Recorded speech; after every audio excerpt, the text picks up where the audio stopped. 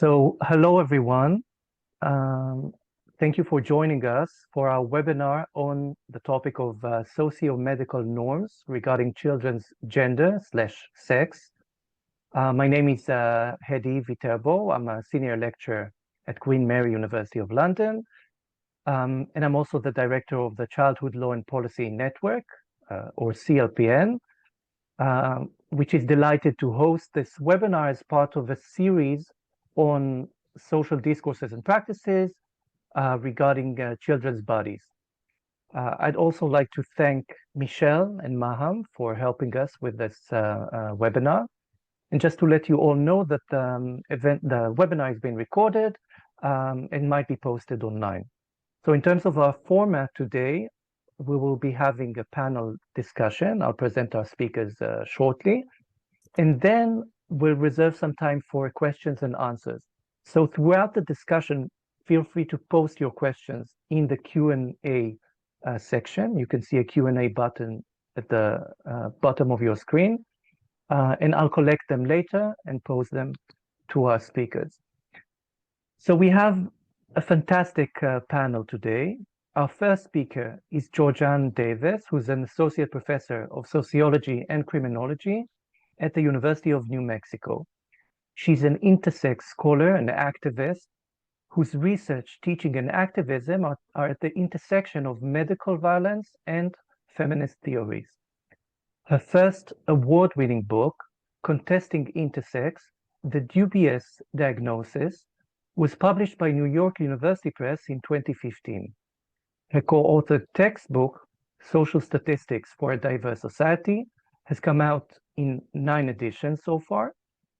And she's also co-edited 2 special journal issues and has also published multiple articles in journals such as Gender and Society, the American Journal of Bioethics, and Current Sociology. She's currently working on a cultural memoir entitled 5-Star White Trash, which tells the story of familiar trauma, medical abuse, and injustices within the criminal legal system. Georgiann is also a former board president of Interact, Advocates for Intersex Youth, and a past president of Interconnect Support Group. A second speaker is Jordan Osserman, who is a lecturer in the Department of Psychosocial and Psychoanalytic Studies at the University of Essex and a clinical psychoanalyst. His book, Circumcision on the Couch: The Cultural, Psychological, and Gendered Dimension of the World's Oldest Surgery, was published with Bloomsbury Press in 2022. He's also published articles in journals such as Sociological Methods and Research, Body and Society, and The Lancet.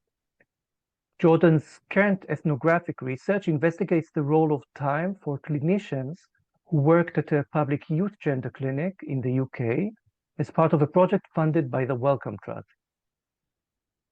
Elizabeth Rahilly is an assistant professor of sociology at Georgia Southern University in the US. Her research and teaching interests include gender and sexualities, LGBTQ studies, feminist studies, families and childhood socialization, social inequalities, intersectionality, and qualitative research methods.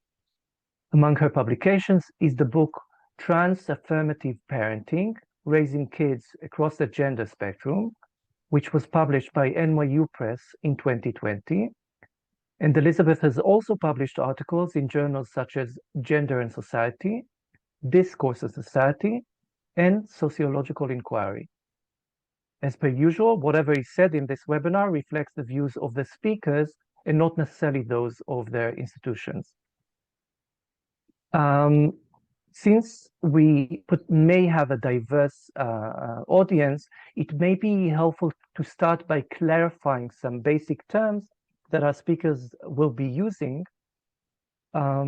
relating to categories of gender and sex. Hopefully you can see the slides now. Great. Now, obviously, no word has a single fixed meaning. Okay, and there's a lot of nuance that I'm not sure can be done justice to within very brief definitions, but hopefully this is a useful conceptual starting point, and the definitions I will now present are based primarily on those you can find in these sources published by the American Sociological Association as well as the UN. So starting with gender and sex. Gender is commonly understood to refer to a set of behaviors, activities, and forms of expression that society associates with people based on their perceived sex. Examples of gender-related categories are woman, men, hijra, two-spirit, gender fluid, and agender. The term sex is commonly understood to refer to the classifications of a person's bodily characteristics as female, male, and/or intersex. While some consider sex to be a biological fact, others argue that it cannot be understood outside the gendered norms that shape its meaning.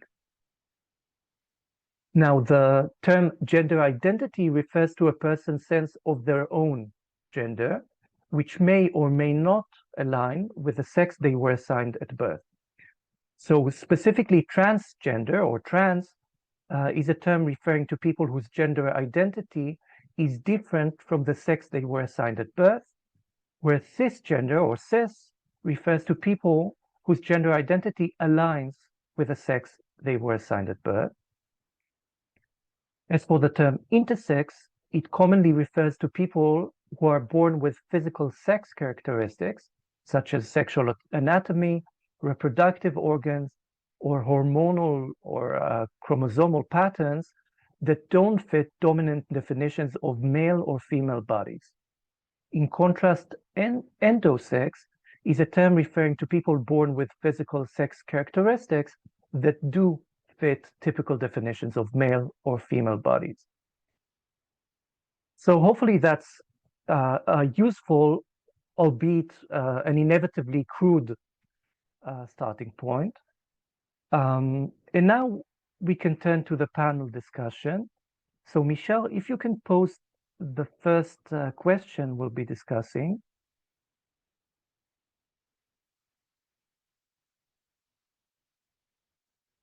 Lovely. That's for our audience just to be able to follow us more easily.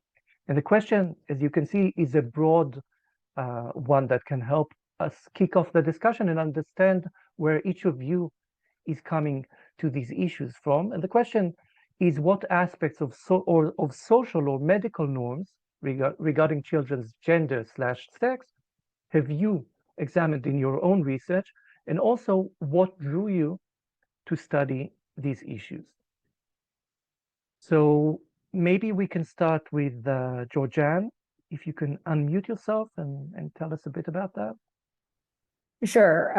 So I'm an intersex scholar activist, and I'm really honored to be here today and share the space. Thank you for the presenters and anyone watching this later for taking the time out of their days to kind of log in. But it's really great to share the space with everyone and to talk a little about these issues. I am an intersex scholar activist, and I came into this work, I think I'll start with the second question. I came into this work is sort of not by with the goal of doing this type of work. I'm a sociologist, and I've always been interested in medicine and the way in which medicine sort of shapes our experience and practices, both in receiving healthcare and how we seek out healthcare and things like that. And you know, when I was younger, I was diagnosed with an intersex trait, although at the time when I was diagnosed, that wasn't told to me and it wasn't shared with me. You know, I was born in 1980, just outside of Chicago in the United States, and I had an external or have an external female phenotype, so an outward female appearance, but inside, instead of ovaries, a uterus, fallopian tubes, and XX chromosomes, I had internal undecided testes and XY chromosomes, etc. None of that was known when I was born. It wasn't until I was a teenager, early teenager, tween almost, in the early 90s, I was experiencing abdominal pain, and my mother thought maybe I was getting my period. And so once that was clear, that was not what was happening, she got concerned and she decided to take me to an urgent care center for treatment. And, with the privatized healthcare system here in the United States, and being from the type of background I'm from, we didn't really have a medical provider or see medical providers on the regular. So we went to an urgent care center to figure out what this pain was. It turned out to be nothing but just an abdominal cramp. No big deal. But in the process of discovering there was nothing wrong with me, that's when they discovered that I had an intersex trait. They discovered I didn't have a uterus. They discovered I didn't have ovaries. And the process, evolved over a course of a year and a half. So I'm speeding it up for the sake of time here. But I wasn't told any of that.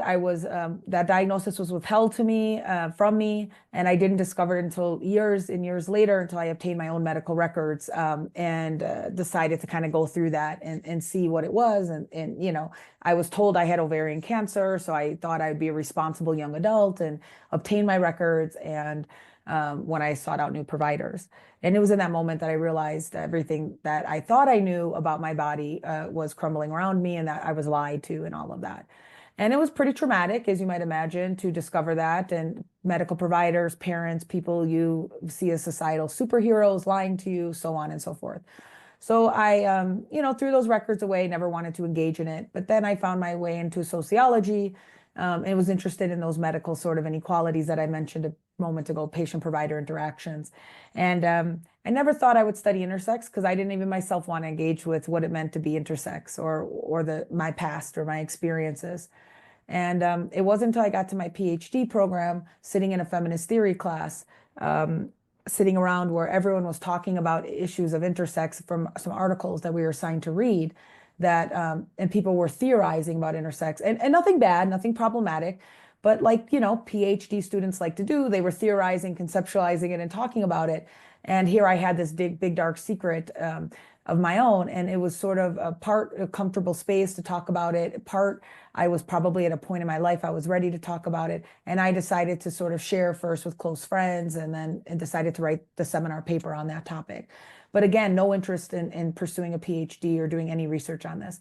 But in the course of that, I learned that my experiences are not rare, that, flash forward 20 years after I was diagnosed, these things were still happening, and the treatment wasn't all that different. I learned that there was a community of intersex people, and that they were still facing a lot of these same things. And that sort of compelled me to kind of shift my entire trajectory. Still within medicine, of course, but medical sociology, but to try to shift it and try to study something. And that was sort of the birth, I'd say the early birth of being a scholar activist. So to that first question, I really am interested in why this keeps happening. We hear over and over again that, intersex people are treated, or when the diagnosis happens, then they're surgically modified to treat that prediction of the gender that they made. And I was sort of shocked that that happened, especially because even still today in 2025, a lot of rhetoric is around, oh, the medical community needs more education. They need to know more what's happening. They need better. It's just about, we need to teach and educate. And initially, I'll be honest, I was sort of on that train of thought too. I thought, oh, I could, do continuing medical education events, collaborate with doctors, which I have, and things would get better. But then I unfortunately kind of became far more pessimistic and thought that that's not the case, because this continues to happen. It's been over 30 something years of intersex activism trying to stop these interventions. So just to spell out what these interventions are, one is the lying to about the diagnosis, right? That's the first one that happens. That happens a far less than it did when I was a teenager. 30 something years ago, happens far less than it does now. And I could talk about why that is later. But the other thing that happens is the surgical modification of intersex kids' bodies. So what happens is once the diagnosis happens, the medical community comes in and surgically modifies the body to fix a gender that was predicted. And that's a really dangerous thing to do, because these are irreversible surgeries. So in my case, they removed those testes from my body when I thought they were cancerous ovaries, and they were not. So they removed these organs just to predict what it is that they assign to you or expect you to live as. And that's really, really dangerous in terms of bodily autonomy and so on and so forth.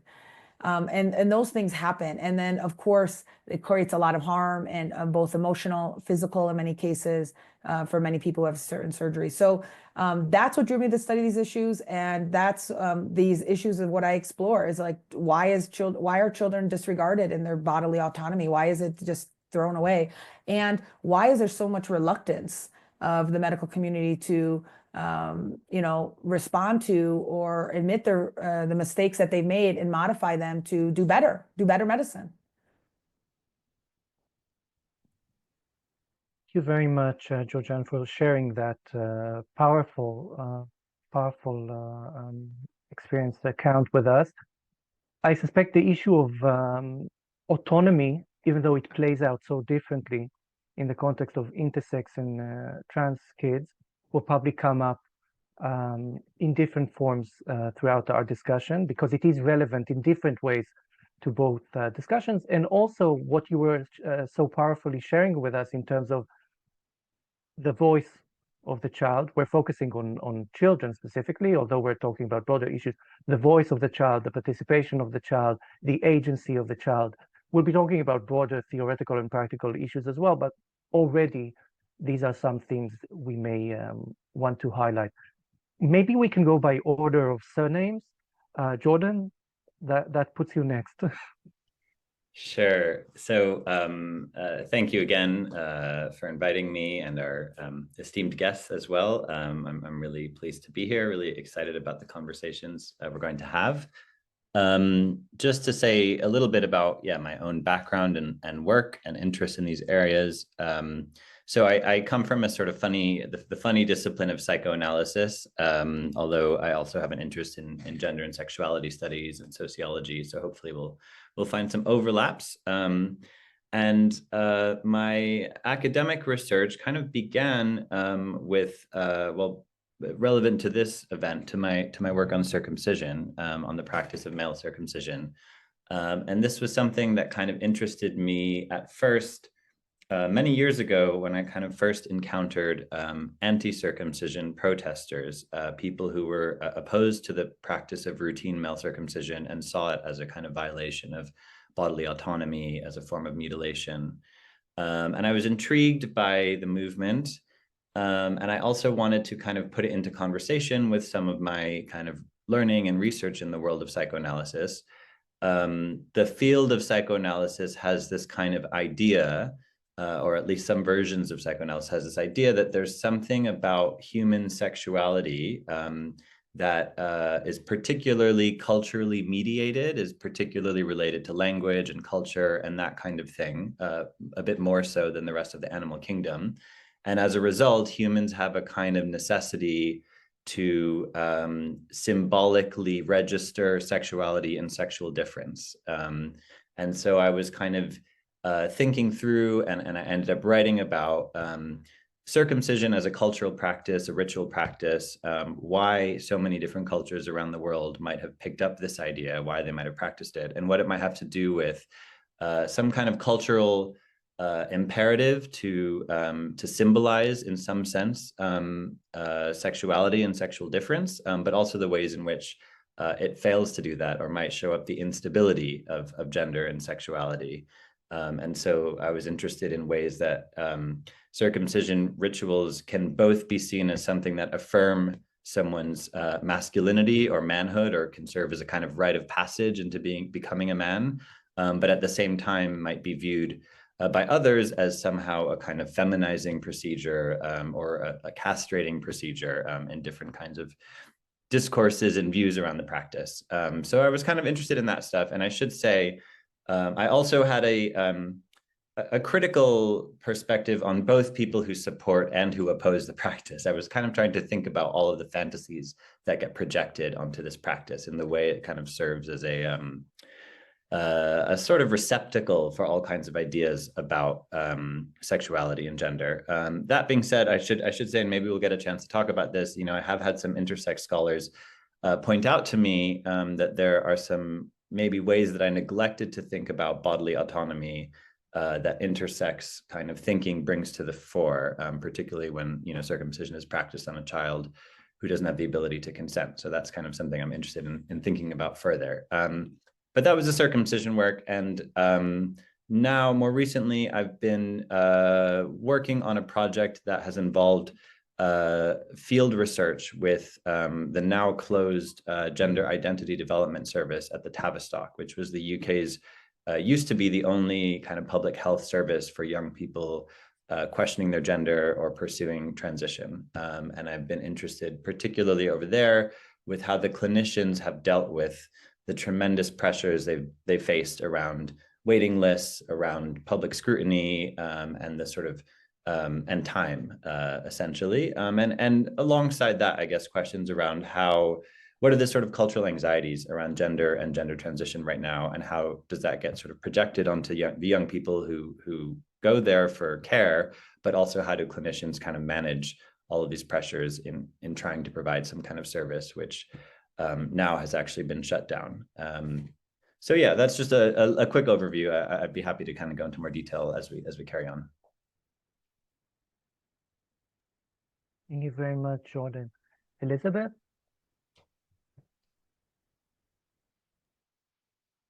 Thank you. And I echo everyone's thoughts. I'm super excited to be part of this panel. I'm honored to be part of this panel, and I was so excited to see it originally organized. I would say I've done 3 major research projects in this area. The first is a study on parents who raise and support transgender and gender nonconforming children. Parents we might consider the first wave or first generation to really do this practice as we know it in its like postmodern 21st century form. There's all kinds of historical caveats around saying the first parents to do this. They're certainly not the first parents to encounter gender diverse expressions in children, but relative to their own social milieu and historical context, these are really parents who felt like they were the first to do this, that they were the first in their communities or approached doctors and teachers about this. And for context, when I first entered graduate school in like 2008 is when the very notion or possibility of seeing a young child as trans first started percolating on like the social horizon. At the time, most people were still largely culturally unaware that people were conceiving young children this way and supporting them this way. When I told them about my dissertation and then later book project, they looked at me like I had 10 heads. Now, of course, everyone knows about it and has an opinion about it, which we can talk about. Watching the arc of that has been really interesting for me in my career. But at the time, this was still very, very new. And so I wanted to pursue it because I saw it kind of as like the next frontier of real social change around gender in our culture and in the sociology of studying gender. Following that project, my more recent work is on what I call gender open parenting. And it felt like a very natural outgrowth or effect of the trans affirmative paradigm and moment. These are parents who do not assign a gender at birth to their children and do not reveal the assigned sex to others. They actually think assigned sex categories are bunk and the origin of the problem.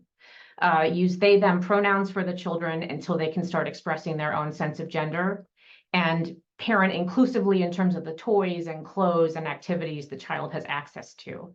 And it felt like a very different group of parents in terms of how they were thinking about these things and just the interview space itself. And then most recently, with a colleague in political science, we are examining, it's a pivot away from families and parents for me, but we're examining legislative sessions and debates regarding trans-exclusive legislation, and the kinds of notions and discourses they bring around sex and gender to these debates and children's rights and parents' rights. So we've looked heavily at the transgender athlete bans across 18 plus states. And now we're looking at the gender affirming care bans in terms of medical care for trans youth. And that's, again, we're examining the legislative debate sessions where politicians are like duking out these categories and trying to define these categories for each other. So that's the nature of my work. And thank you again for having me. Thank you, Elizabeth. As you were talking, I was just thinking, as a non-expert in the field, how interviews with the parents that don't put their kids in any particular gender box have become a new media genre almost. And we can see that this type of interviews tend to be on a spectrum between openness and a freak show, depending on the show and the host, in terms of how this style of parenting is being presented. So it seems to be increasingly visible to me as a non-expert, as a social phenomenon in the zeitgeist. Yeah. And it's interesting to see how that style of parenting is mediated to the public. Yeah, so I didn't hear the last part, but no, that's very interesting. In fact, it was like an NBC clip that I first saw on Parents Who Do This that piqued me to this new project. It was right when I started on the tenure track in like right at the dawn of the pandemic, frankly. But no, it was an NBC clip, and then a really volatile interview on Piers Morgan about this as well. That kind of, so I know exactly what you mean. Although I would say that a lot of popular culture and media and discourse lump all these things together. Like it's all parents mucking up gender. They don't quite understand the different, like I feel the parents I interviewed who identify and raise a child as trans were a very different kind of parent than the parents I later interviewed doing gender open parenting. Very, very different. But out there, it's all just parents mucking up gender with a crazy agenda. I think it gets lumped together in popular discourse in these sensationalistic ways and in ways that are kind of sloppy. I think all three of you, the work you do invite questions about what normal childhood is, what good parenting is, in different ways. Maybe we will touch on some of that. I just want to move on to the next question, but also I will invite all three of you, if in answering that question you want to kind of refer back to anything we've discussed now. Yeah, I mean, Georgiann, do you want to do that before we move on? I will just add please do. here, I mean, I'm not sure who the people here who are watching this are and what really, how much is known about this. And we're talking about a lot of big ideas, and we had some opening there, right, about like different terms. But let me, and I'm just speaking on behalf of myself, not the panelist here or my institution or whatever, but ultimately, I think it really comes down to this idea that the notion of sex, like biological sex, not sex, the body, not sex on the act, but sex is correlated with gender. And that this ideal of what is, in between your legs is going to dictate your gender identity, your gender performance, and then even your sexuality, like who you're attracted to and all of this. So whether we're talking about circumcision or trans kids or intersex kids, there's this idea, and it's not my idea. Feminist scholars have been talking about this for a long time across disciplines, philosophy, et cetera. But that these ideas that these things should all be correlated. And then there's different arbiters of whether it's the medical community, whether it's politicians trying to say that this is normal, this is what all should align. And each of these situations that us as panelists are talking about, and this is again from my perspective, is all about upholding this particular order. And that to me is what gets me the most, as both an intersex person, but as a sociologist, in all different ways. And I think it can't be any more clear than when I say this to folks. I personally am not against gender. I love gender, play with gender. I don't care. I mean, I have 2 kids now, right? And that my partner, biologically carried and conceived and all of that with a donor and so on and so forth. But back on track, Georgiann. I have 2 kids now. And, if my daughter wants to wear dresses and wants to pretend to be a princess, maybe something inside of me in terms of my own gender identity is like, oh, that's not the dress I would choose to wear for my daughter, but, or that's not the outfit, but I'm more like, love it. Like, that's what makes her happy. She should do that. I'm not against gender in any way, shape, or form. For me, as an intersex person, what bothers me is when gender is predicted, which it is for all of us, regardless of our genitalia at birth. It's predicted as soon as we're born. It's predicted based on that sex of the body. And the case of intersex kids, that gender is predicted. Go ahead, go predict that gender. But then the body is surgically aligned to shape the gender that's been predicted. And that's where my red flags go up left and right. And the second red flag goes up in this ideal about trans kids in particular, which I've written a little bit on this, but not much. But it's this idea that, a basic question. Why is it that trans kids have difficulty getting interventions they may want? They have to jump through hoops. Those hoops are on fire. Their parents have to. The parents are viewed as bad parents, not supportive. Our politicians are talking crap about them. But then we have intersex kids who are essentially having the same surgeries that those trans kids are, who want or desire or may desire interventions, hormones, whatever. They can't, they're forced on them. So like what's happening? If there's no stronger evidence that sex, gender, and sexuality are all believed to be linked, then that's what it is. So I came to that question of why are these different things happening? And then you throw in circumcision. It's the same thing about upholding and adhering to this. And quite frankly, as a parent myself, I know how hard decisions have to be for parents. Parents should make whatever decisions they feel are best. But I guess in terms of the topic of circumcision, I say just own the decisions you're making and make sure those decisions are with the full information available to you and not just tied in one particular context. So if you're doing something tied to culture, then make that decision and know that you're making it on a culturally informed decision, and that's a decision, and then sort of own that decision.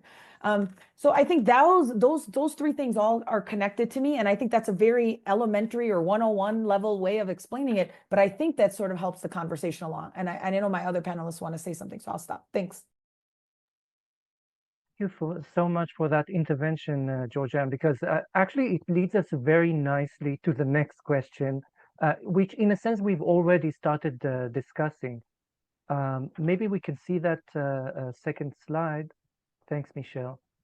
Which is really what you've been talking about now, Georgiann. What ideologies about childhood, sex, gender, but also other identity categories, which maybe we can add to our conversation, such as race, socioeconomic class, so the intersectional aspect of this, shape discourses and practices regarding trans, intersex children. I think some of you alluded to this earlier, for example, when you were talking about the accessibility of healthcare and how that depends on where you live and your socioeconomic background. Maybe you can say a bit more about that. Jordan, would you like to go first now? Sure. I mean, I think there are so many ideas. I'll focus on the one about thinking about this in relation to trans children. I wanted to say I did really appreciate what Georgiann just said around well, many things, but also circumcision. I completely agree with what you said. But in terms of the ideologies around trans children, I think maybe the other panelists would be better placed to talk to a number of them. But the one that I have come across quite a lot in my research. So one of the things I've done is sort of organize panels of practicing psychotherapists and psychoanalysts to discuss how they would approach clinical work with trans and gender questioning children. And one of the areas, and the aim has been to try and think through a trans affirmative, or at least more progressive kind of clinical psychotherapeutic practice for children who genuinely want some form of therapy when they're thinking about transition. So one of the things that keep arising is this question of, basically do the child's wishes need to be considered in a different light than the adult's wishes at whatever age you want to define that, typically 18, but that can vary. And why, if so, so some ideas that come about are this idea that, well, children in some sense, need to be sort of a bit more protected from the decisions that they make because they're not able to fully think through the consequences.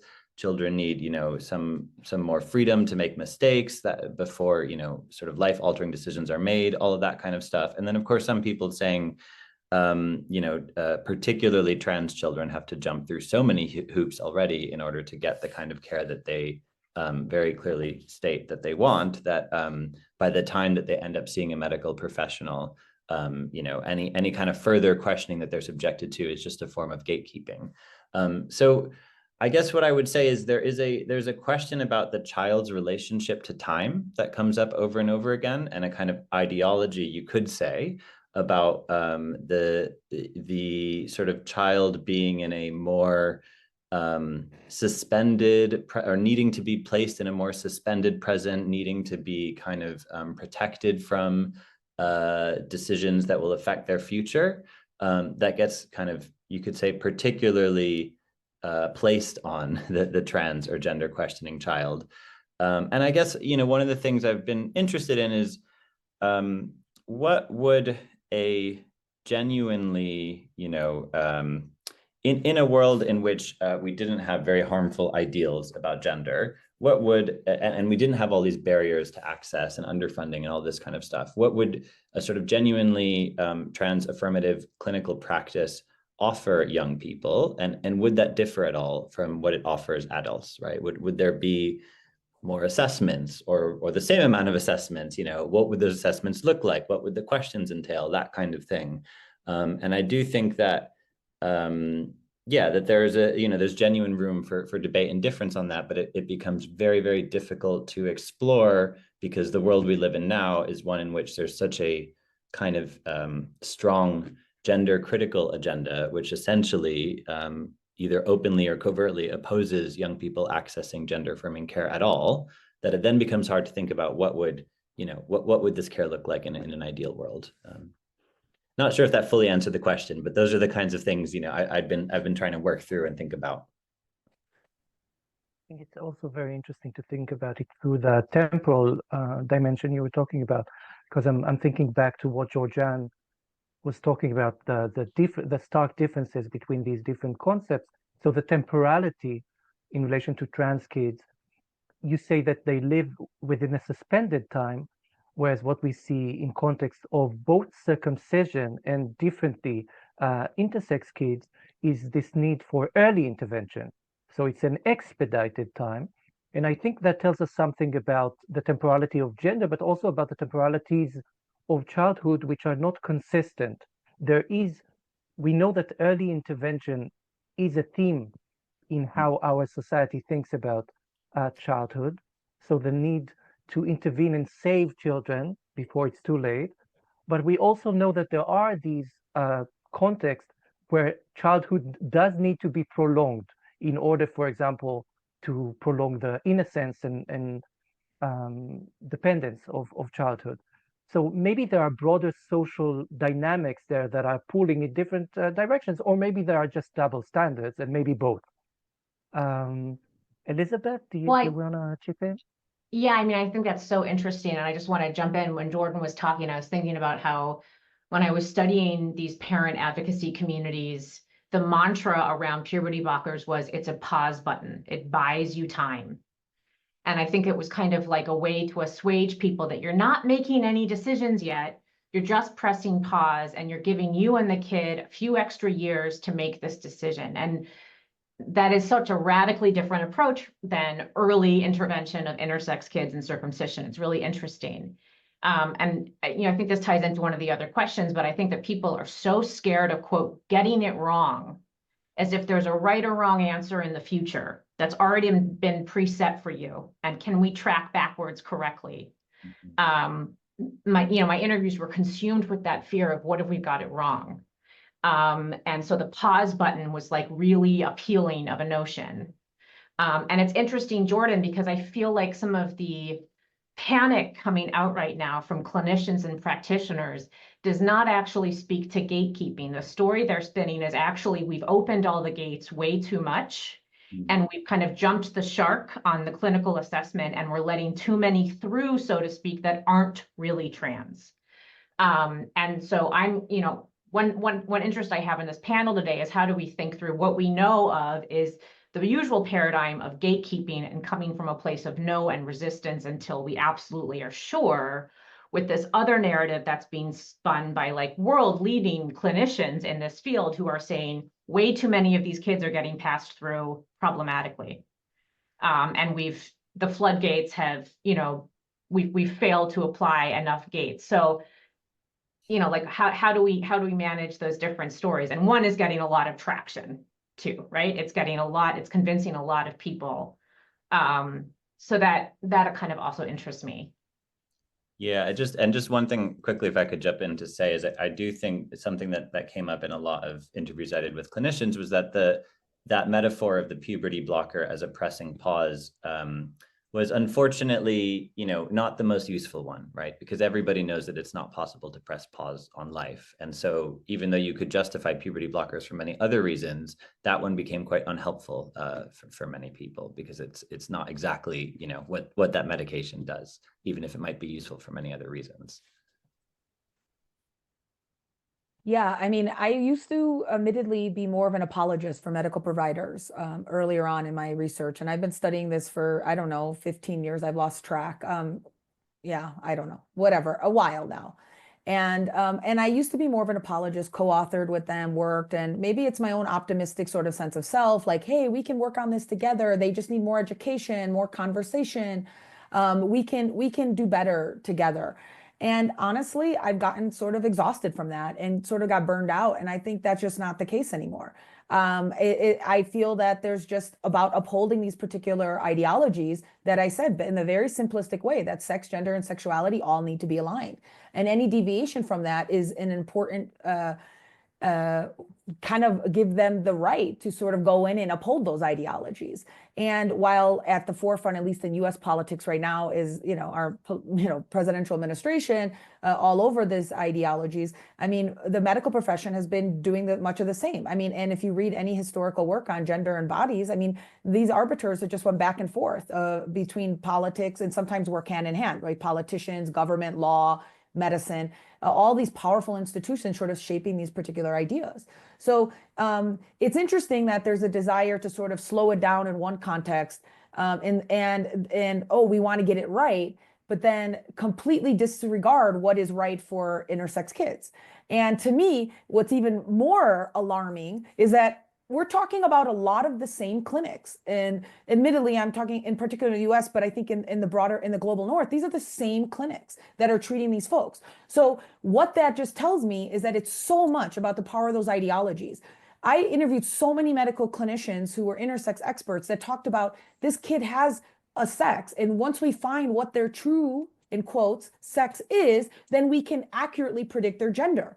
If there's no other evidence that they believe these are so strictly like correlated, then I don't know what else there is. I mean, and I think in the case of trans kids, there's this pause that happens in the clinician, right? So talking about pausing with puberty blockers, the clinicians themselves are worried, right? Are afraid to move forward because with anything, because there's this notion that, well, I'm deviating from this expected pattern because they don't have anything that's related to intersex. So what seems very different is actually much of the same. And at least from where I'm sitting and standing, it falls on this idea about these are the ideologies.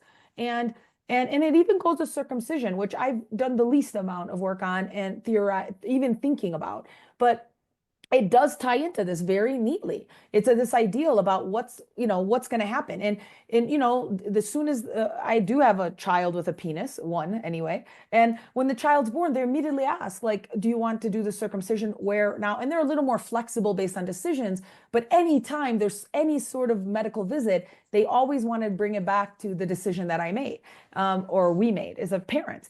And I do think back to parents for a second. I think parents have a lot of, as a parent now, I can say this more comfortably than when I was writing my first book.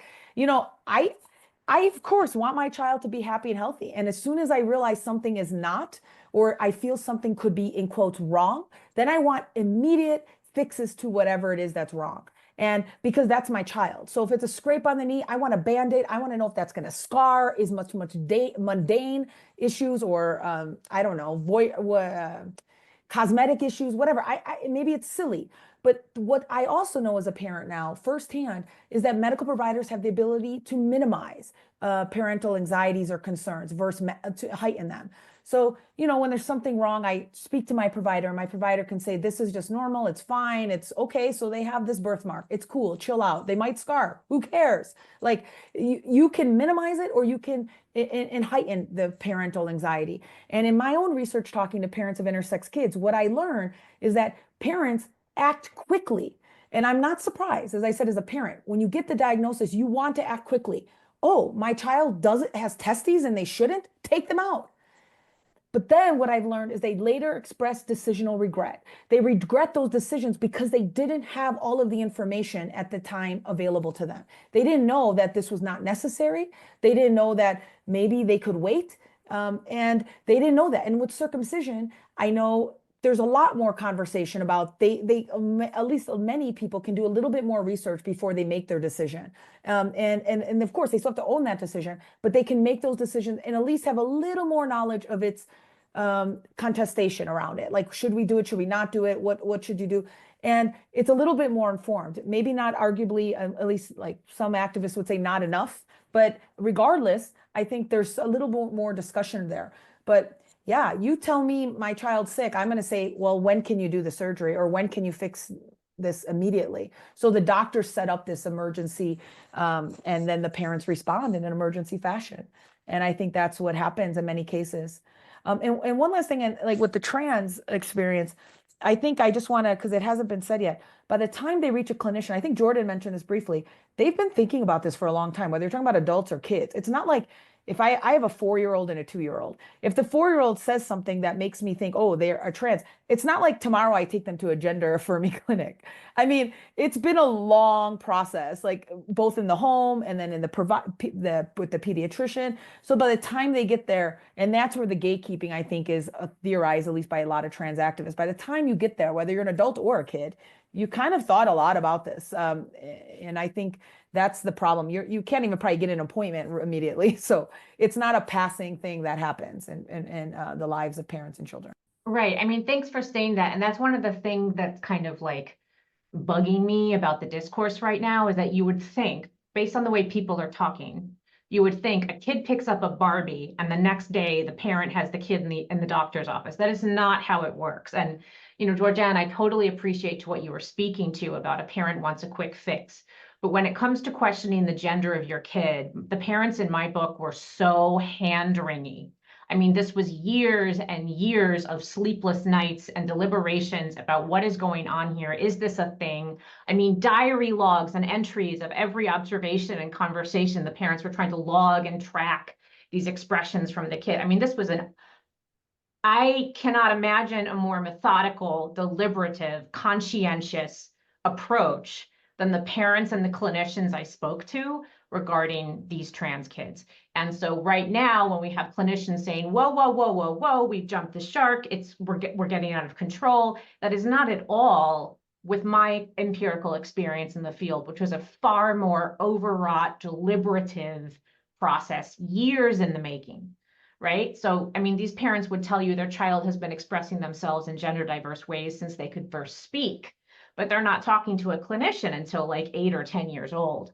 So I appreciate you saying that. And I also just want to say, I think, you know, there are childist and child-centered frameworks and ideologies, I think, at work. And I think many of the parents represented in my book, I would say, glommed to biomedical or frankly, biopathologizing perspectives that would kind of uphold that correlated order, Georgiann, you've been speaking to, that like in ways that surprised me, because in a very early group, they were not thinking in medical terms. They were kind of giddily unpacking the gender binary and social deconstructionist ways for the first time. But as the concept of the transgender child became more institutionalized, so to speak, and more clinical infrastructure developed around it, many parents very quickly glommed to this biomedical idea, and frankly, a biopathologizing idea. That is, you should have been born normatively male or female, but something went wrong in the room, but don't worry, we can fix it, in these very private, individual, clinical ways.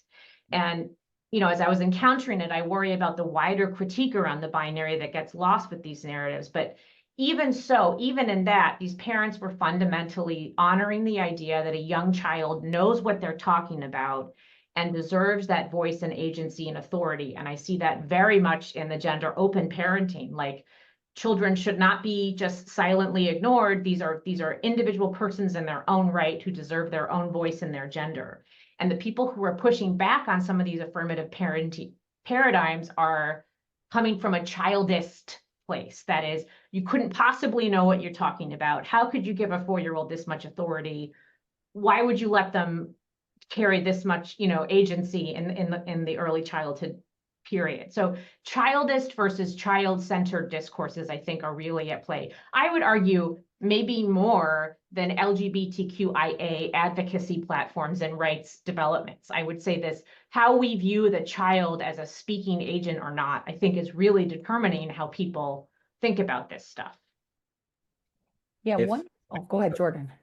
Thanks. If I could throw one more into the mix also, when Georgiann was speaking about the sort of certainty that medical professionals presume to have around sex and gender with intersex people, it also reminded me of the concept by the gender affirmative pediatrician Barbara Ehrenreich of the true gender self. And again, and the other panelists might disagree, but I think on the one hand, her work has been very pioneering and very important for young people to get access to gender affirming care.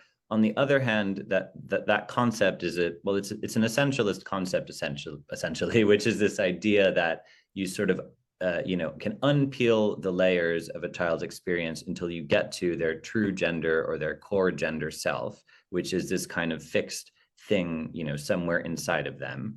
And I think it's been somewhat unhelpful because although it's been intended to sort of alleviate anxiety around gender, in some sense, it can actually increase it because it creates this idea that, oh, there is a true gender that we just need to find. And maybe with enough therapy and enough questioning, we'll get to it. And there's been some very useful, I think, work pushing back on this. A colleague, Avgi Sakatapoulou, has written a book, Gender Without Identity, which is kind of all about this idea that gender might actually be a process. It might be a becoming. It can change over time. And that doesn't mean that people should be refused the medical interventions they want to support that, even if their understanding of their gender at one point changes at another point, right? But I think there are these kinds of discourses that are intended to be helpful, for gender questioning people, but actually might sort of reify, the problem.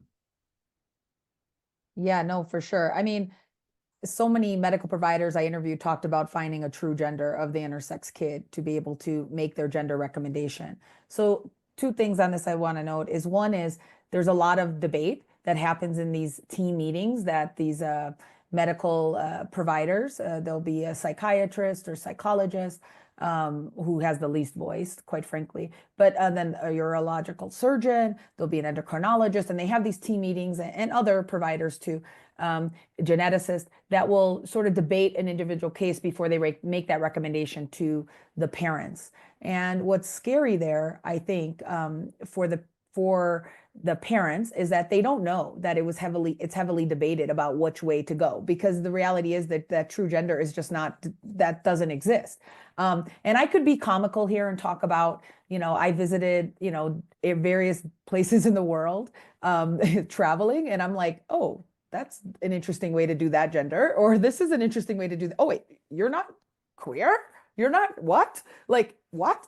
I mean, and ultimately it's this idea that well, how do we then disassociate bodies, meaning the sex and the gender identity and performances in all these particular contexts? How do we then break that apart and let people bodies just vary? So I often get cold called from parents of intersex people, children. Sometimes it happens even before the baby's born. They have an anatomy scan, shows a female phenotype, and then they do some sort of non-invasive prenatal testing, and they show that that child has XY chromosomes.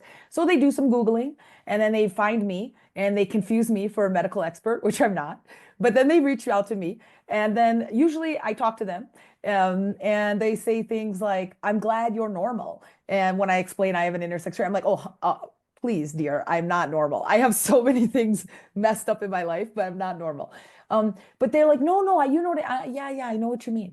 But then ultimately, when I start asking the questions parent to parent, not even sociologist, not even academic, not even someone who studies this, is who's really looking at kids' genitalia? What does that even mean? It's usually trusted caregivers. Why is it and I give experiences of my own. My parents raised me 13, 14, whatever years before they even got that final diagnosis. It's you can just sort of, what does it mean? What is this notion to tie these together? And then I usually say this, which I don't want to misconstrue it, but with gender, I'm not against gender assignment. Go ahead, assign a gender. by the way, I think gender is oppressive and can be, but I'm saying go ahead and assign a gender. My concern is about modifying the body to match the gender that was predicted. So allow that fluidity and flexibility. And I think this raises the issue of the gender creative parenting. And I do think people, like, often when I do talks, say, well, I'm interested why you didn't do gender creative parenting. Why are you and your partner not doing gender creative parenting? Well, one is I don't think it's the job of people in marginalized positions. My kids are kids of color. My partner is a woman of color, to engage in these practices and to fight these systems of oppression. Because I think that, like, just like, you know, I don't know, white supremacy, I think we need to stand up. And I think people with privilege need to call those things out. So I don't think it always should fall on the backs of people who are facing these things. But the other thing is, I applaud people who do gender creative parenting, and I'm friends with people who do, and I think it's a great thing to do if you have that, if you're in that particular place. And this is the word privilege I want to bring up, that I think intersects with race and class that we've talked about, and even global position in the world. Are we from the global north we're talking about, or global south? Who can engage in these types of practices? So a lot of people doing this gender creative parenting do tend to come from more privileged backgrounds, both by race, by class, by different sort of perspectives. And I think we have to own those things. And I often say, as an out intersex person, scholar activist, now my kids are at those points. If any of you have children, right, they do play dates and birthday parties and all of these things. And their parents will say, hey, I came across your information. I'm like, honey, I know you Googled me. That's fine. Like, you Googled me, and then you see these things, and you see that I talk about my body, my genitalia. I'm very much interweave my personal with my work. That is a different expense for me to be able to engage in a particular type of parenting than somebody else. They think I would be making my child queer or this. And even if I wasn't intersex, being in a queer relationship, what does that mean? So I think the expense of it, and who has the privilege to fight back against these systems. One last thing I say, my partner is also a sociologist of race, class, gender, and inequalities, and we're both tenured faculty members. And it's interesting because, and my partner way more feisty than I am. And even when we go to the pediatrician's office, there's these moments of interactions where we are silenced. And when we're silenced in something that we view as kind of offensive or problematic, what it brings up to us, one is like, gosh, why are we silenced? Like, why don't we get our voice? But it also brings up to the people who don't have those experiences or those bullshit credentials behind their name to sort of fight back. For example, when my 4.5-year-old was a 1-year-old, the woman, a lesbian white provider, pulled down my child's diaper to do presumably a normal physical exam and said, oh, still a boy, to him. And we didn't have the option to sort of, we kind of silenced ourselves. We didn't say anything. Or they talk about the heterosexuality, presumed heterosexuality of our children. Or they'll walk in and say, who's the mom? When they know, we've seen them many of times where both the identify as mothers in this context. So like, we don't. So what happens in cases of a parent who maybe comes from I don't know, a non-college background or even a college degree, or a barista at your local coffee shop, is then told they have an intersex child or a trans child, or they're asked about moving forward with circumcision in the case of, you know, kids with so-called male genitalia. Are they able to push back against those white coats when people who we do this kind of work for a living have some hesitations? And that is really scary and speaks to the power of medical authority, in my opinion.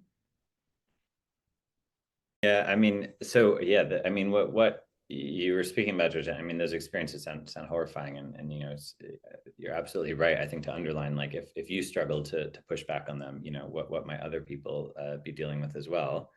It's funny. I mean, I was just thinking as you were speaking, though, there's a little bit of a tension, and I know you said at the beginning you felt more sympathetic towards medical authority or towards clinicians, and then, you know, have become a bit less sympathetic towards them in your work. And as you were speaking, I was thinking about living here in the UK, although I'm originally from the States, but I've been in this country for 12 years now. And the fact of the public healthcare system here that is so under attack, so kind of, you know, struggling to survive, and is such a precious resource. I don't know, it just makes it a bit harder to, well, it just makes me want to be more sympathetic, right, to medical authority in order to try and preserve, you know, what remains of free healthcare as something that's kind of so vital. And I guess it raises this question for me of, yeah, how one, you know, positions oneself when there are all of these problems of sort of sort of gender normative ideologies that, you know, are being perpetrated through the medical system, while at the same time, obviously needing to preserve a functioning and ideally free, you know, medical system, right? Yeah, I mean, I think medical providers need less information about different diagnoses. They can't possibly know about every different diagnosis, even though trans, intersex, et cetera, are more in the popular discourse these days. But I think maybe they would benefit from a true year-long course on vulnerabilities. And I think realizing when they're wrong.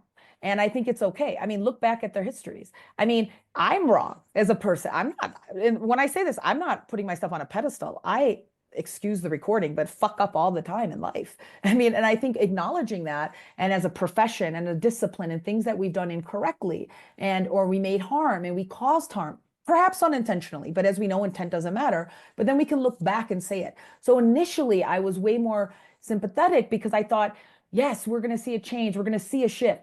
But then constantly, I get asked to be on panels at medical schools in the US, but I've also done talks at Surrey, for example, or here, where it'll be like the question of the conference or the panel or the theme is about our medical interventions on intersex kids' bodies unethical. It's like, I'm not going to engage in a debate on this because to me, they are. Like, there's no ifs, ands, or buts about it. And by the way, I'm not anti-surgery. Like, I think children should do what they want with their bodies and make their own decisions when they're, I don't know, there's no magical age. I was a pretty mature 10-year-old.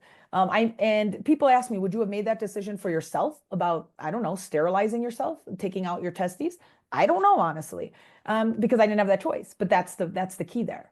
So I think for me, it's not, I mean, I have a doctor in my family. It's not like I'm absolutely like anti-medicine. Trust me. I mean, like my partner and I, we always say we're like critical of medicine, but love medicine. I mean, I take my child to the providers. I love providers. I love vaccines. I mean, love is maybe, you know, a little strong word, but I do love I love medicine. I love science, right? However, I think it's important to sort of own those situations. For example, one more brief example, and this is about an adult, but me, I was seeking out a procedure, a surgical intervention that I needed or that I chose or whatever. And I needed to go for in the preoperative testing room. And there they asked me to do a pregnancy test. And this was about 10 years ago. I don't know, 5-10 years ago. And I said, okay. And to be honest, I was naked, right? In the hospital gown with IVs. And, you know, it's hard to get up and go to the bathroom. And I was comfortable. Like, I didn't want to get up. And they said, we need you to do this pregnancy test. And I explained to the nurse very nicely that there's for more reasons than one, I am not pregnant. I could not be pregnant. And she was actually very, very understanding of why I didn't want to do the pregnancy. She said, okay, yeah, oh, wow. And I gave this as a moment to educate, which I think that was a true learning moment. And she was like, oh, wow, this is interesting. So she went away. And then about 45 minutes later, she came back and said, unfortunately, in the computer system, I'm not allowed to move you forward to the next stage of surgery until you have the pregnancy test. Because at the time, I think I was like 38, or they probably would still do it now as a 44-year-old. But I could be, based on my age, possibly pregnant. So I had to get up and take this pregnancy test. And admittedly, I was just being lazy, right? Like, I didn't want to get up, but and wheel that IV pole with me. But more than that, it's like, how is that not medical fraud? Like, how is that not, they billed? I mean, I saw my itemized bill for a pregnancy test. So in which case do we then start saying, holding hospitals, clinics, providers accountable for something that doesn't make sense? Like, it's about protecting what? Legal liability? Then let's start calling it what it is, because that is just no way. So I just have a lot less empathy. And I think maybe I'm just like one of those points in activist career that I'm just exhausted. And I'm just like, enough. Like, I can't turn down enough invitations anymore to do talks because I'm like, I'm just not engaging with this. I'm not going to debate these issues. If we want to debate the question back to what I said, not whether or not these surgeries are ethical, but why do these surgeries continue? Or what can we do to put an end to these surgeries? Or why is there so much resistance of the medical community? That is a conversation I'll engage with. But I think doing a surgery that's medically unnecessary and irreversible, to me, is just a non-negotiable.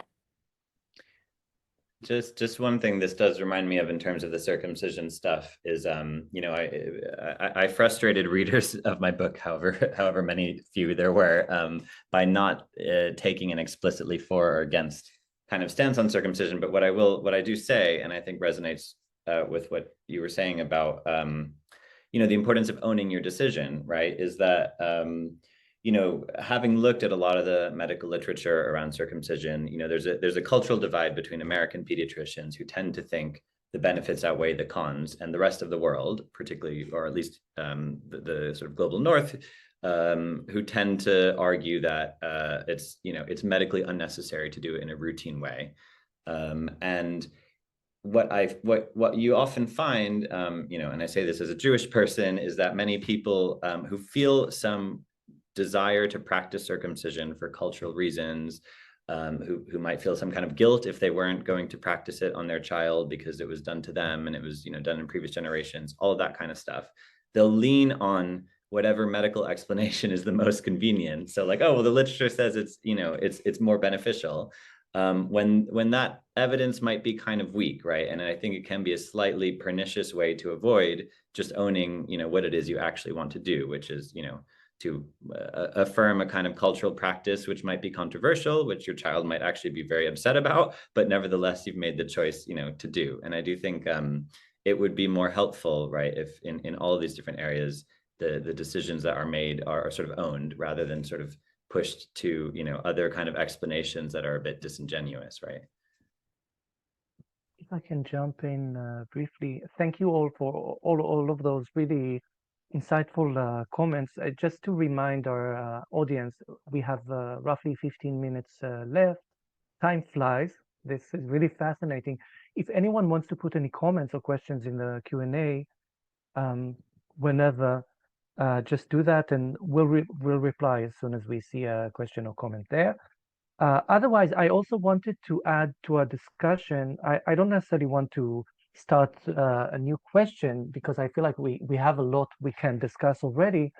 But just one point that also came up in different ways in the other sessions in this webinar series is about when we have questions about children's best interests, both in relation to their bodies specifically, but also more broadly, what we often see is that there's a power dynamic between adults in terms of which adults get the final say. But it's never the child. And I think that's common to the different contexts that we're talking about. It's never the child that gets to decide. I think it's the question of just thinking about some of the issues you were talking about, the question of, does her child have an ally? Who that ally is. Sometimes the ally can be the parent. There could be circumstances where the ally is not the parent. It could be a clinician. But that depends. And I think that also relates to another aspect that all three of you have touched on, which is that these different contexts play out very differently in different countries. Jordan, you were saying about circumcision, but also trans, and thinking about how trans have become hyper visible, whereas intersex is still invisible in the mainstream discourse, relatively speaking, which leads to a lot of ignorance. But that too is sometimes context specific, I would imagine, even within the US, depending on what state you live in, what region and what class, what background you're from. I would ask just broadly, do you have any thoughts about any of that? But also, one of the questions we were considering discussing was about possible solutions. We've been talking about all the problems, and there are many. If anyone has like any suggestions for moving forward, what you would change, what you would tell professionals and other adults involved in these contexts. Elizabeth? Gosh, well, there's so many threads of thought there. Yeah. So I'm not sure I remembered everything, but I do want to jump on. I do think that I feel like there's been far less overlap and interdialogue between some of these communities than I would expect. And I don't know, Georgiann, if you have a different viewpoint, but the trans parents I spoke with weren't hooked into intersex rights activism or groups. But I will say this. So in my current work studying legislative debates, we're studying both sides of the aisle, so to speak. And those who are for these kinds of trans exclusionary bills and laws have very simplistic understandings of sex, gender, and sexuality. Like, for example, men and women are fundamentally different, and men always have an athletic advantage. This is common sense. We don't even need to discuss it. And so you would expect the opposition to really like unpack that if that's the main premise. And they largely stay away from it. They don't really want to touch the sex gender thing. However, when they do, and this is a far less frequent kind of rhetorical response, they bring up intersex kids. And Georgiann, I don't know whether you've been following that, but to me, it's kind of like an unprecedented level of awareness and discussion around intersex issues from our Congress people that I'm sure they don't usually have. And perhaps they're using the case opportunistically. But it's very interesting that one of the few times they're willing to challenge the biological premises of the bans or the bills, they are referring to intersex issues. And I thought that's kind of interesting. Well, in the intersex activist community, I mean, this is called the intersex exception. This is what we call it regularly. So when there's all these trans bans bills, whatever, trying to, and not just in the U.S., but I see you see this being debated around the globe, in the global North in particular. You see these things happening. There's all these sort of intersex exceptions, and these intersex exceptions are like, well, you can't do surgical modifications on kids. You have to give the kids their autonomy. The kids are too young. Parents can't make these decisions. Then you're putting the medical community in a hard place. This is not okay. And then, with the exception of intersex. And that's where I think that just speaks larger to that sex, gender, sexuality sort of rhetoric, that there is such a thing as you know, Georgiann mentioned earlier, like there is such a thing as a true gender, and that this correlates with the body. And we just have to find that true sex, whether we're looking at chromosomes, whether we're looking at hormones, whether, we didn't talk much about this, but brains, like the sexing the brain, all these arguments. And then of course, with athletes and competitions, like there's all these discussions like, oh, males have the advantage and they will in all different sports. It assumes that testosterone and androgens work the same in everyone's bodies. I mean, myself and some colleagues wrote one of the first critiques of the IAAF and IOC back, I don't know, 14 years ago with the original case of Caster Semenya. We critiqued this, a bioethicist, myself and some other folks, and you know, it's just back in the discourse again and again about like these athletic advantages, as if somehow we can so simply tie athletic advantage to our hormones and our bodies and our makeups, as if you line up people in a line and ask them to run, and that all the people with XY chromosomes or male with penis or typical male genitalia will somehow run faster than everyone else. That's just not how the world works. And then you think about intersex, they say, well, that's an unfair advantage based on hormones and based on this. And I'm oversimplifying all these things, but ultimately it comes down to the fact that yeah, I mean, I know plenty of intersex people who've never run a race who don't run. I mean, it's just ridiculous. And even if you accept the fact that there is some sort of inherent advantage tied to our hormonal makeup or our body or our chromosomes, then where do they fit in this idea of like exceptionality? Like, so if you're taller, you have better vision, or you have longer arms, should you not be allowed to swim because you have an unfair advantage? And then back to this notion of privilege, as if countries in the global north don't have an unfair advantage in terms of elite athletic competitions, including training facilities, including you know, access to equipment and so on and so forth. I mean, it's just this ideal that sports is fair ever is just so flawed. So it's just like, where do you even begin? Right. I just thought so maybe it's not a good kind of visibility, but I thought it was interesting, speaking to Hetty's point about the relative invisibility around intersex issues. It's surfacing in these hearings in ways that I imagine are, I don't know, interesting. But I quickly want to say something, because I think I dared to be slightly critical of the parents before in terms of maybe some of the race and class underpinnings of their perspectives. But I would say the ally for many of the children that I think of are the parents, and also mainly the mothers. And maybe that's not the most, maybe that's too straightforward or simplistic a response, but the work and the labor they do to affirm their kid and figure out who their kid is and honor who their kid is and juggle the tensions of, is this the right? I mean, I feel like the mother and the kind of parenting labor that falls on women has been a huge source of the affirmative paradigm for gender diverse children. Yeah, the parents face a lot. I mean, I have a chapter in my first book on intersex parents as pawns, because I do feel like they're really played in a particular way. And then they also, like in the case of intersex, when the intersex person grows up and if they're frustrated with the decision that was made, and I imagine the same as circumcision, a lot of that falls then back onto the parent. And if we know about intensive parenting or who parenting obligations fall on, it often falls back on the mother. I mean, I just feel like if we're talking about the need for information and knowledge, it really should come to parents. Whether we're talking about any of these things, circumcision, trans, intersex, and I don't mean the responsibility, I mean the knowledge and the information. And know that it's contested, know that there's some issues there, know that they need to navigate these processes, and know that there's not clear way forward. But that necessitates the medical community acknowledging that they've made mistakes in the past, or in the case of circumcision, that they've acknowledged that some of these things may not be done in the way that is a medical necessity, but it's tied to culture and practice and so on and so forth, and just sort of owning some of these vulnerabilities. And I don't think that happens.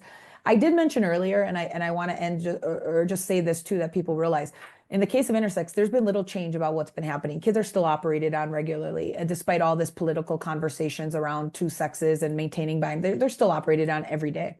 And it's sad and it's unfortunate.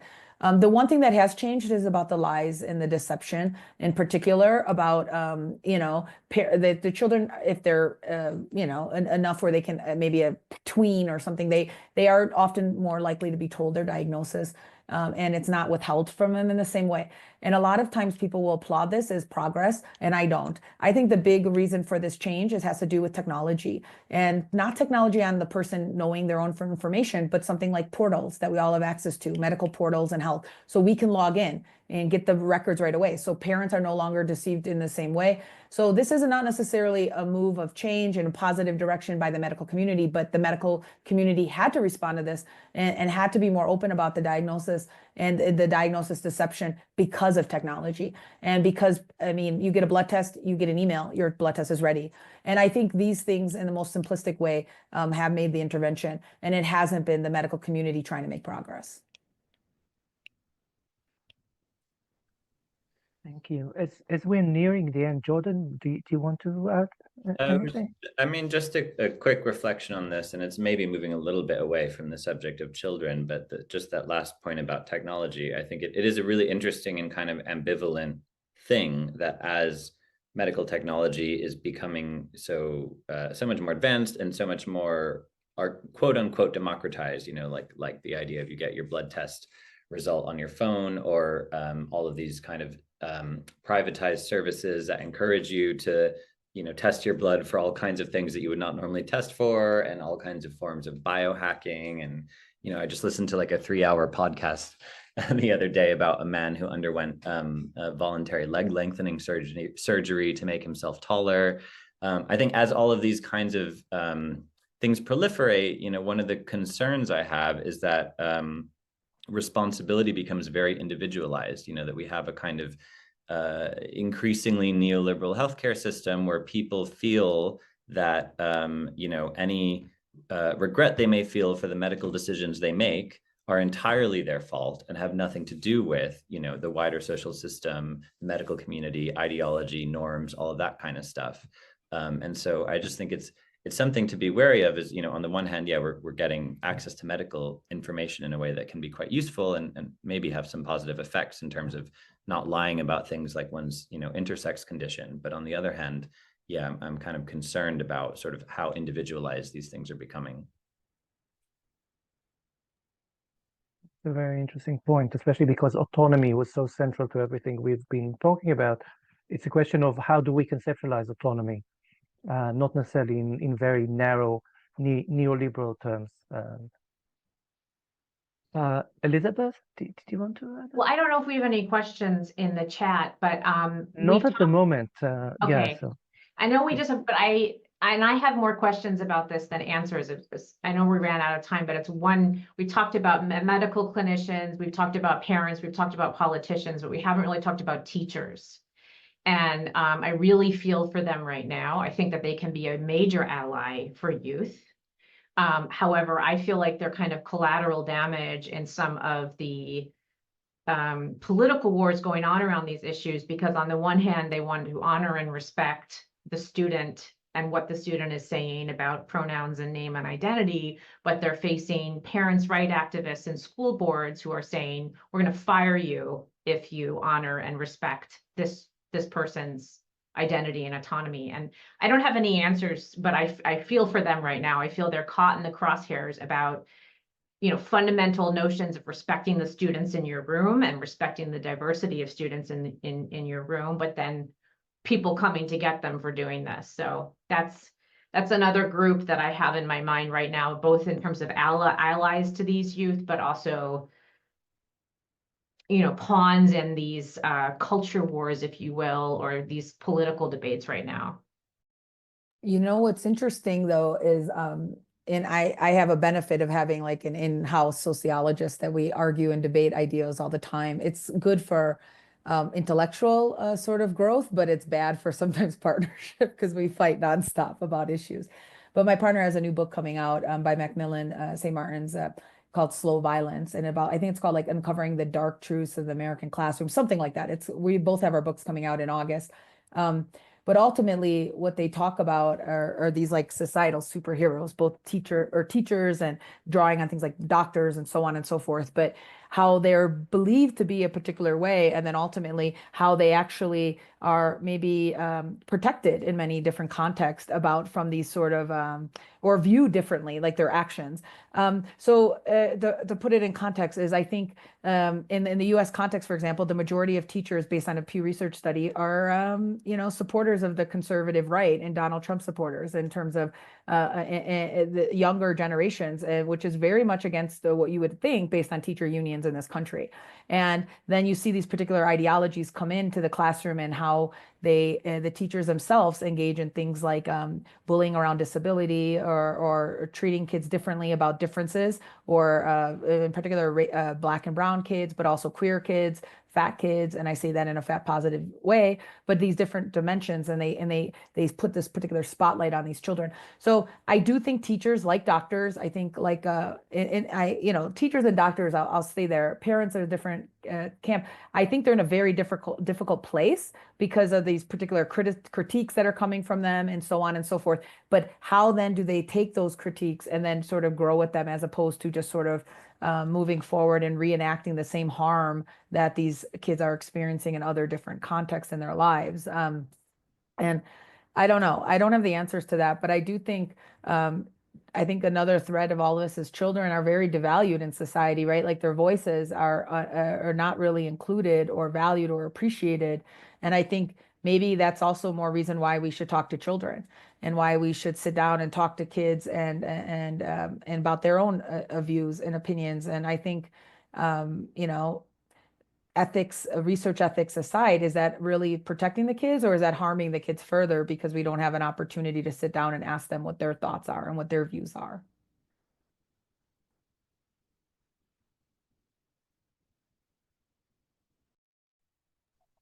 I'm on mute. Thank you for an event hosted by the Childhood Law and Policy Network. This looks like an appropriate note to conclude with. We've run out of time.